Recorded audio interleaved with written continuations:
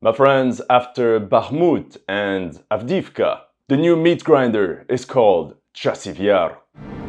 So it begins. Even Wikipedia acknowledged the actual start of the Battle of Chasiv Yar. As our beloved Ukrainskaya Armia is struggling because of a lack of ammunition and a shortage of infantrymen, the Russian army has launched major offensive operations against Chasiv Yar, a strategic town located on a hilltop 10 kilometers west of the infamous Bakhmut. Yet, according to French national TV, for the moment all their attacks have been repulsed, they have retreated. The Russians retreated so much that the enemy is now already knocking at the gates of Chasiv Yar.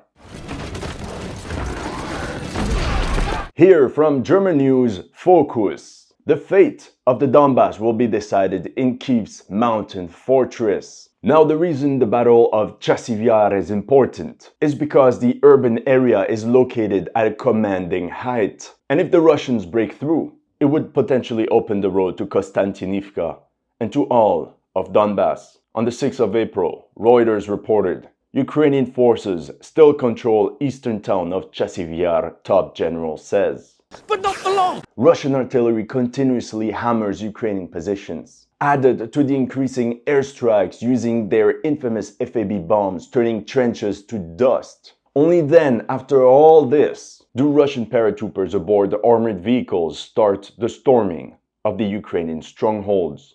Even though the situation is difficult, the armed forces of Ukraine also learned from their past mistakes. As you can see on this map, this time they built a multi-layered set of fortifications along the Seversky canal, supported by a set of outposts. This defense in depth will allow Ukrainian troops to withdraw to pre-prepared positions with minimal losses. Meanwhile, this French journalist interviewed 27-year-old Ukrainian soldier Igor, and he said Russian troops are using their resources more rationally compared to the start of the invasion of Ukraine in 2022. His comrade, 21-year-old Bogdan, added, They learn, they're not stupid. It is not the same army as in 2022. On top of that, Russian forces are currently rushing to get to the Seversky canal. The goal would be to secure these forests, followed by these openings cutting through the canal. If they manage to do this, my friends, it's GG well played. The Russian command could deploy and conceal large formations in these forests, and bring entire armored columns from one side to another through these small paths. From there, assaulted detachments could quickly storm the city center of Chasiv Yar. Bliet will soon have to plan visit to Chasiv Yar to raise the morale of the troops. A few moments later. Welcome to HistoryLegends, and here are the latest news of the Russo-Ukrainian war. If you're new to this channel, make sure to like and subscribe. As you know, some of my Ukraine videos have been targeted with limited or no ads. So make sure to check out my Patreon or PayPal to keep the show running. Thank you to everyone that has already helped, and welcome to the headquarters. Before we talk about the Battle of Chasiv Yar, we have to talk about these villages fortified by the Ukrainians, Ivanivske and Bohdanivka, that act like forward outposts to stall the Russians. This would mean concentrating as many troops in Bohdanivka, Ivanivske, and Klishivka. The goal is to hold these fortified outposts as long as possible and delay a Russian assault on Chasiv Yar. Currently, Ukraine deployed 11 brigades and 5 battalions for the defense of Chasiv Yar. Ukraine even transferred the 41st Mechanized Brigade and the 110th Territorial Defense Brigade from Kupiansk for an estimated total of about 20,000 men.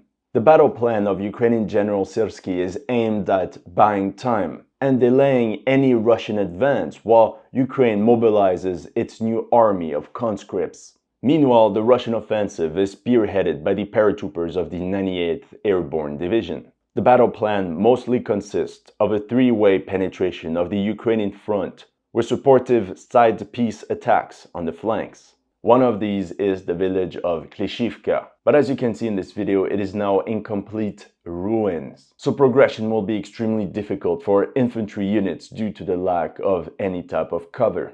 Now remember what I told you in December. Everything indicates that the Battle of Ivanivske is imminent. The Russians tried to attack head-on, but it didn't work. Fuck. From now on, the plan was to soften enemy positions, like here on February 1st, where we see Russian artillery shell Ivanivske, or like this one from the 6th of February, where we see Russian drones destroy 2 Ukrainian tanks near Bohdanivka. The objective was to bypass these Ukrainian strongholds and then flank these villages. For weeks, Ukrainian infantry valiantly defended this cemetery south of Bohdanivka, but by February 9th, Russian assault units stormed the cemetery and pushed 1.5 kilometers forward. 3 days later, second attack, with another 700-meter push. On the 18th of February, the Russian 98th paratrooper divisions closed in on Ivanivske from the eastern side of the village, and 4 days later, by the 22nd, the first Russian detachments secured a foothold inside Ivanivske. By the way, notice how the Russians planned their attack on Ivanivske from 3 different axes, but that can still mutually support each other. On the 25th of February, the Russian forces further expanded their gains in a way that would threaten both the flanks of Bohdanivka and Ivanivske. 4 days later, on the 29th, Ukrainian troops had lost control of the eastern side of Ivanivske. The moment the Russians enter an urban settlement, it's pure battle of attrition, house-to-house fighting. Now the defense of Ivanivske was in jeopardy as the Russians could send in more and more of their hidden reserves from Bakhmut. And by March 1st, pro-Ukrainian deep state UA acknowledged the loss of half of Ivanivske to enemy troops.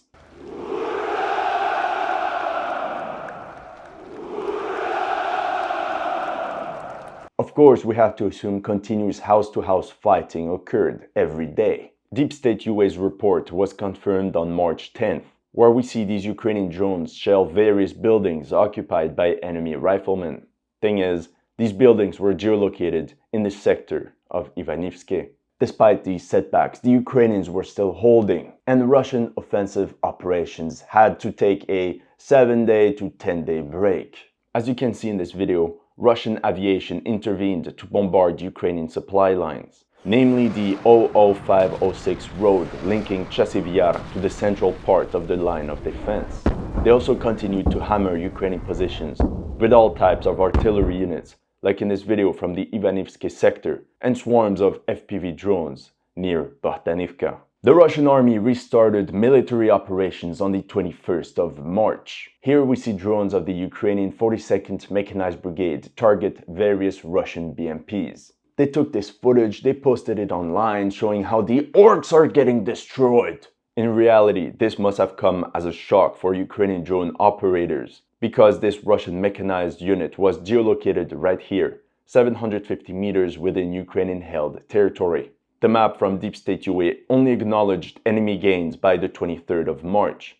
And I mean, look at that. The Russian 98th Paratrooper Division advanced over a 3-kilometer front, right in between Bohdanivka and Ivanivske. But that's also when they were less than 1,000 meters away from the Canal micro-district. Essentially, the Russians were one step away from the outskirts of Chasiv Yar. The next day, on the 24th of March, with their momentum going well, the Russians tried to push just the tip. But that's when they got completely denied. They launched a mechanized assault towards the Canal micro-district along the railway line, but the Ukrainians used accurate artillery fire to target armored vehicles, as well as the disembarkation areas of the infantry, thus inflicting significant casualties. Now, what's interesting is that on March 23rd, one day before, the Russian MOD announced the full capture of Ivanivske. However, there was no proof, no flag raising, and it was not corroborated by Ukrainian sources. Meanwhile, Russian Telegram channel Rybar not only marked Ivanivske as captured, but half of Bohdanivka as well. They were clearly getting a bit ahead of actual events. After multiple attacks in the center and in the northern part of the front, it was time for the southern thrust to show all its might. On the 24th of March, the paratroopers of the 98th Airborne Division launched a large mechanized assault against Hill 215 north of Klishivka. The objective was to capture this central position, from where they could turn Ukrainian positions with a follow-up strike against Ivanivske and or Klishivka. So that operation alone disproves the idea that Ivanivske was already fully under Russian control. As you can see here, one of the Russian columns that advanced was composed of 2 tanks and 4 BMPs. In my opinion, this column left the cover from Bakhmut, pushed exactly through this forest and then through these fields, but quickly enough they got spotted and targeted by artillery fire, which resulted in lots of burnt steel. In reality, the situation within the village of Ivanivske was gender fluid. In this video from the 26th of March, forward elements of the Russian armed forces came under attack by enemy FPV drones. If we look at the geolocation of these strikes on the map, we see how this took place in the central part of the village. By now, Ivanivske was in complete ruins due to the constant shelling of both sides. In the end, it was a battle as to who could send the most reinforcements in time. For example, on the 27th of March, one unlucky Ukrainian motorized rifle unit was spotted and ambushed as they entered the village. The defense of Chasiv Yar was so important that something very strange happened there. You see, on the 26th of March, allegedly a Russian Iskander ballistic missile hit a deep underground Ukrainian command center in that area. Shortly after, Poland reported the death of Brigadier General Adam Marchak, with the Polish essentially saying this was due to natural causes. Right. But it could also all be fake due to the number of generals that mysteriously came back to life in the past 2 years. As the paratrooper division in charge of the operation was getting bogged down both in Bohdanivka and Ivanivske, the Russian command decided to go all in and aimed right for the crack. Because of an operation launched on the 31st of March, the Russians cleared this 1,300 meter long tree line. It was a tactically important position to secure, as it could be used as springboard for a large-scale assault against the canal microdistrict. Attacks, counterattacks, heavy fighting took place there until April 2nd, when the Ukrainians finally abandoned their positions there. In preparation for the next step of the offensive, Russian 152mm M-B howitzers started pounding Ukrainian positions in the microdistrict. However, the fact that some Ukrainian troops were still in Ivanivske must have made the Russian command quite uneasy, as their attack on the canal microdistrict could be open to a flanking maneuver from the south. So on April 1st, the Russians sent a mechanized column forward to clear Ivanivske. The Ukrainians released the aftermath of the battle, where we see 6 Russian armored vehicles destroyed or abandoned. This event was summarized by Forbes as Ukrainian troops have set a bloody tank trap on a key bridge outside Chasiv Yar. However, once again, what Ukrainian drone operators did not show you is how a second column attacked from the south, and they actually advanced 600 meters. Obviously, the situation was clearly under control. As on the 4th of April, Deep State UA reported that the enemy had reached the first buildings of the canal microdistrict. But let's say the Ukrainian 67th Mechanized Brigade made the Russians pay a heavy price for their boldness. A first group of amphibious BMD vehicles advanced under the cover of artillery and managed to disembark their infantry component right at the entrance of the village, while providing suppressive fire with their 30mm autocannons. However, some of the BMD-2s came under fire and the riflemen were pinned down by cluster munitions. Then, a second armored column of roughly 8 vehicles left Bakhmut and rushed for the canal macro-district. We're talking about a reinforcement detachment of 50 riflemen. Instead of pushing along the main road, 2,000 meters from the forest, the column turned towards the fields and drove along this tree line, most likely to avoid minefields. But despite their precaution, this is the moment they came under heavy Ukrainian artillery fire.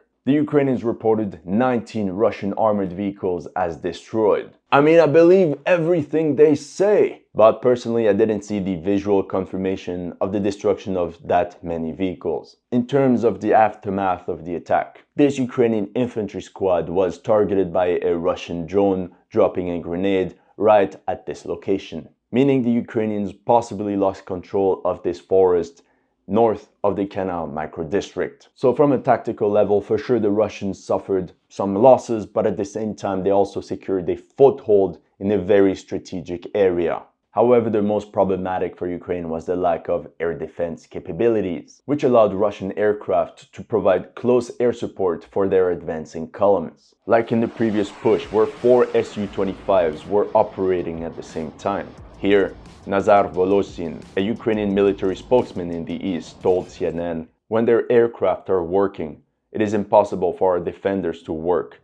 They only need to hide in cover."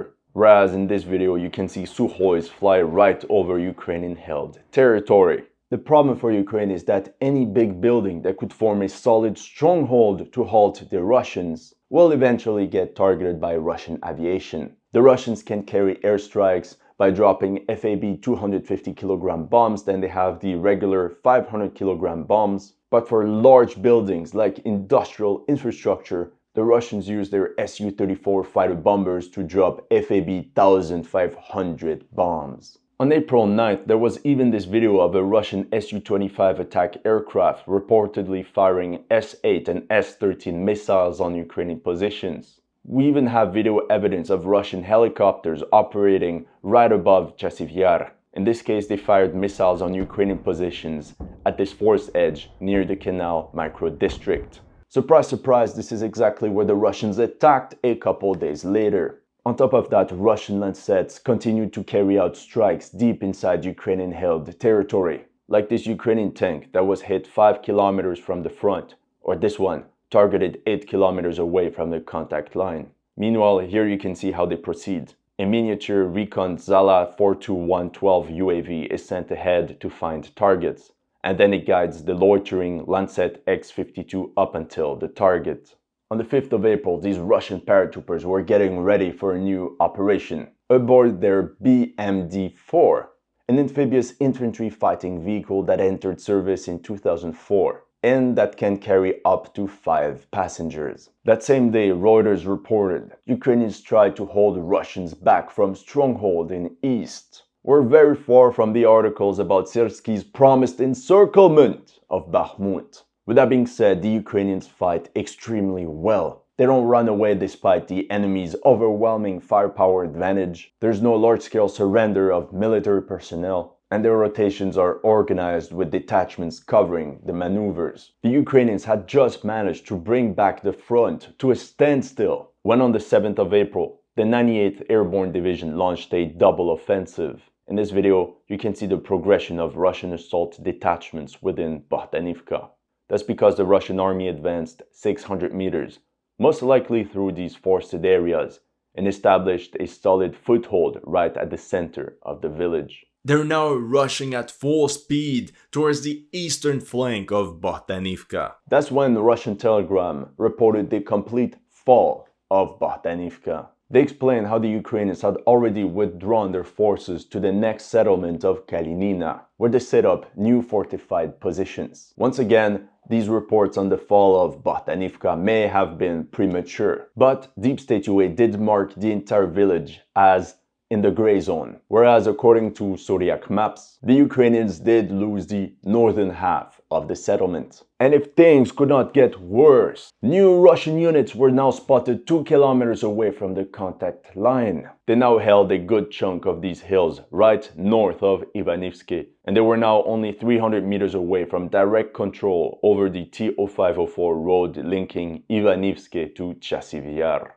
Whereas these guys right here, if they simply follow the ridgeline, they will also end up on the ridge north of Ivanivske. At that point, the canal micro-district was defended by units of the 247th and 251st Territorial Defense Brigades. They were most likely forming some sort of rear guard because by April 8th, most of the small houses were in ruins. There were only a few commie blocks left that could serve as strongholds for the Ukrainians. Here you can even see a Ukrainian soldier running for cover amidst all the ruins. That's when reinforcements of Russian paratroopers were sent to clear Bohdanivka. Here we see a Ukrainian rifle squad of about 9 soldiers retreating under enemy fire towards the south of the village. These must have been some of the last Ukrainian soldiers to leave the village. By the 9th of April, the settlement was declared fully secured by men of the 200th Guards Mortar Rifle Brigade. Between the 10th and the 11th of April, we witnessed the destruction of multiple Ukrainian armored vehicles in Chasiv Yar,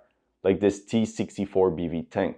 This means the Ukrainians will have trouble bringing in reinforcements if the Russians do manage to create a breakthrough. We also know the direction in which the Russians plan to continue their offensive. As you can see on the map, there are only 2 bridges directly linking Chasiv Yar to the canal micro-district. Here you can see a Ukrainian Humvee being struck by artillery just before reaching that bridge. But like we've seen before, attacking the canal micro-district head-on might lead to heavy casualties. So where could the Russians attack next? The latest TOS-1 Saltsepyok strike could give us the answer. As you can see, the artillery strike was geolocated right here on the map. So I think the next step of the Russian army is to capture the rest of this forested ridge.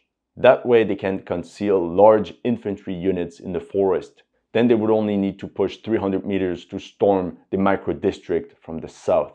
And surprise, surprise, this is exactly where the Russians pushed on April 12th. It's also one of the 2 sectors where there's a clear cut in the Seversky Donetsk canal. And pay attention to this sector, because this little path could allow dozens upon dozens of Russian armored vehicles to go from one side of the canal to the other. Meanwhile, by the 14th of April, the Russians consolidated their gains in the forest in front of the canal micro-district. That's all I have for you today. Let me know in the comment section what you thought of my analysis. If you're new to this channel, make sure to like and subscribe. And if you want to support my work, make sure to check out my Patreon or PayPal. The links are in the description below.